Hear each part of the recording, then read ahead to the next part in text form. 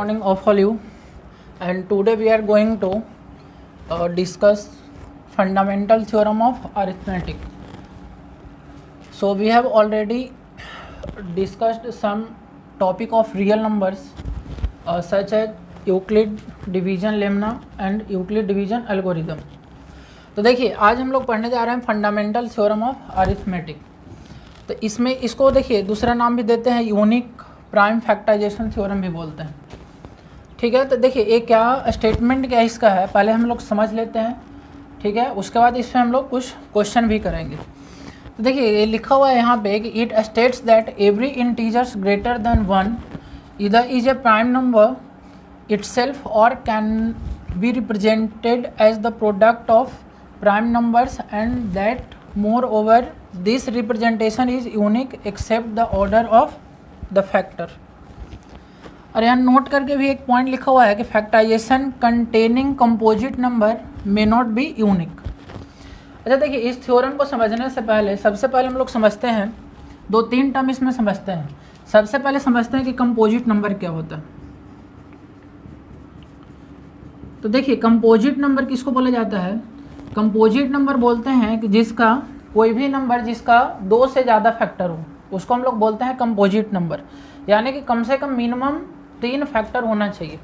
जैसे जो smallest composite number होता है वो होता है 4, क्योंकि इसका आप फैक्टर देखोगे तो 1, 2 और 4 1 से डिविजिबल है, 2 से भी डिविजिबल है और 4 से भी डिविजिबल है। इसका मतलब क्या है कि 4 का 3 फैक्टर है, तो कम से कम 3 फैक्टर होना चाहिए या उससे ज़्यादा फैक्टर हो सकता है, उसको हम क्या बोलते हैं? कंपोजिट नंबर बोलते हैं। ठीक है, इसी तरह से एक नंबर और आपको पढ़ाया गया था पहले ही और ये आप जानते भी होंगे, प्राइम नंबर। प्राइम नंबर क्या होता है? तो देखिए प्राइम नंबर हम बोलते हैं कि the number which has exactly 2 factors, यानी कि जिसका केवल 2 फैक्टर होना चाहिए, ना तो 2 से ज़्यादा फैक्टर होना चाहिए ना तो 2 से कम फैक्टर होना चाहिए, एग्जैक्टली 2 फैक्टर्स होना चाहिए। जैसे एग्जांपल में 2 हम लेते हैं, 2 is a prime number, 2 is smallest prime number. जैसे इसका कितना फैक्टर? 2 फैक्टर होगा, 1 एंड 2। इसी तरह से हम लोग सिमिलरली 3 ले सकते हैं, 3 का भी 1 फैक्टर है और 3 फैक्टर है। ठीक है, क्या 4 जो होगा क्या प्राइम नंबर होगा? तो आंसर है कि no, 4 is not a prime number because 4 has more than 2 factors. ठीक है, इसका 3 फैक्टर है। तो कंपोजिट नंबर आपको समझ में आता है और प्राइम नंबर आपको समझ में आना चाहिए। ठीक है, उसके बाद देखिए इस थ्योरम पे हम लोग आ जाते हैं। तो देखिए थ्योरम क्या बोलता है कि कोई भी इंटीजर जो 1 से बड़ा है या तो वो प्राइम नंबर होता है। ठीक है, जैसे 1 से बड़ा जैसे हम लेते हैं 2, 3, 4, 5, तो 2 या तो प्राइम नंबर है, 3 भी प्राइम नंबर है। अब 4 देखिए प्राइम नंबर नहीं है, कंपोजिट नंबर है। तो जो प्राइम नंबर नहीं है उसको प्राइम नंबर के फॉर्म में हम फैक्टराइज कर सकते हैं या एक्सप्रेस कर सकते हैं। जैसे एग्जांपल 4 को हम लिख सकते हैं 2 स्क्वायर, यानी कि देखिए या इसको हम लिख सकते हैं 2 इंटू 2, यानी कि ये दोनों प्राइम नंबर के फॉर्म में एक्सप्रेस कर सकते हैं या फैक्टराइज कर सकते हैं। इसके बाद देखिए 5 जो है खुद प्राइम नंबर है। इसके बाद आता है 6, तो 6 को हम फैक्टराइज करके लिख सकते हैं 2 इंटू 3, यानी कि 2 प्राइम नंबर के फैक्टर के फॉर्म में इसको लिख सकते हैं। तो वही स्टेटमेंट यहाँ पे लिखा हुआ है, कह रहा है कि कोई भी इंटीजर जो 1 से बड़ा है, ठीक ना, ग्रेटर देन 1, या तो वो खुद प्राइम नंबर होगा या कैन बी एक्सप्रेस्ड या represented as the product of prime numbers and that moreover the representation is unique. अब देखिए यहाँ पे एक वर्ड यूनिक भी है। इसका मतलब क्या है कि जो हम लोग रिप्रेजेंट कर रहे हैं, जैसे प्राइम नंबर कंपोजिट नंबर को अगर प्राइम फॉर्म में रिप्रेजेंट कर रहे हैं तो उसमें जो जो प्राइम फैक्टर आएगा वो यूनिक आएगा। ठीक है, यानी कहने का मतलब क्या है, जैसे देखिए 6 को हम लिखे 2 इंटू 3, तो इसमें अब जब भी लिखोगे प्राइम फैक्टराइजेशन के रूप में तब 2 और 3 ही आएगा।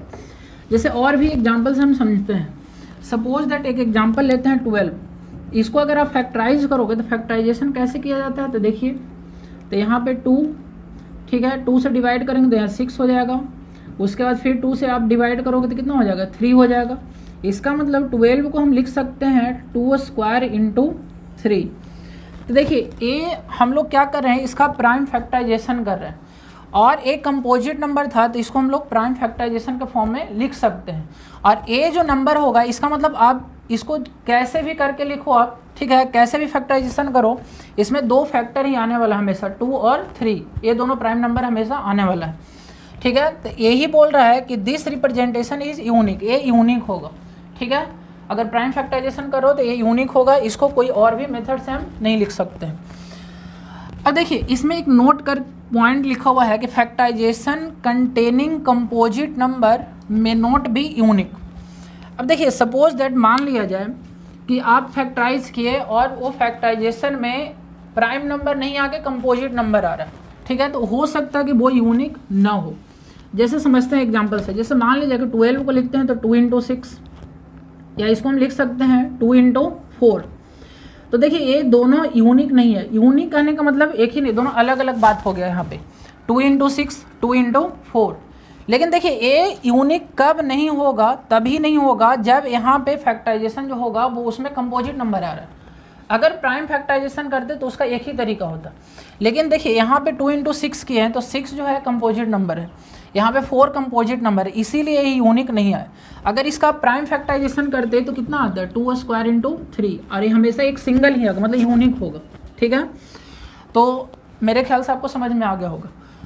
तो देखिए फिर से हम समझ लेते हैं फंडामेंटल थ्योरम ऑफ अरिथमेटिक क्या कहता है। कोई भी कंपोजिट नंबर को हम लोग एक्सप्रेस कर सकते हैं या फैक्टराइज कर सकते हैं, कैसे, तो प्राइम नंबर के फॉर्म में हम एक्सप्रेस कर सकते हैं। वो जो प्राइम नंबर होगा, यानी कि इसमें जो प्राइम नंबर आएगा वो यूनिक होगा।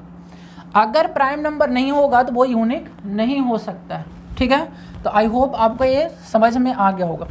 चलिए देखिए 1-2 एग्जाम्पल इस पे कर लेते हैं। सपोज दैट आपको एक क्वेश्चन लेते हैं कि 120 है, 120 को आपको प्राइम फैक्टराइजेशन के फॉर्म में लिखना है, ठीक है। तो हम लोग कैसे करेंगे, तो देखिए 120 को हम लोग क्या करेंगे, इसको सबसे पहले देखेंगे कि 2 से डिवाइड हो रहा है कि नहीं, ठीक है। जो भी प्राइम नंबर से ही डिवाइड करेंगे, तो सबसे स्मॉलेस्ट प्राइम नंबर होता है 2, तो 2 से डिवाइड करेंगे तो हो जाएगा तो 60। इसके बाद फिर 2 से डिवाइड हो सकता है तो 30, फिर 2 से डिवाइड होगा तो 15, अब 2 से डिवाइड नहीं होगा तो 3 से डिवाइड करके देखेंगे तो 5।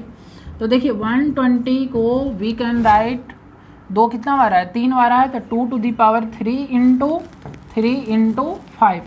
अब देखिए यहाँ पे जो है ये प्राइम नंबर है, ये भी प्राइम नंबर है, ये भी प्राइम नंबर है, यानी 120 can be written as 2 to the power 3 × 3 × 5, ठीक है।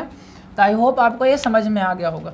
अब देखिए नेक्स्ट वीडियो में हम इस पे कुछ क्वेश्चन लेते हैं, 10th क्लास का कुछ क्वेश्चन लेंगे, ठीक है।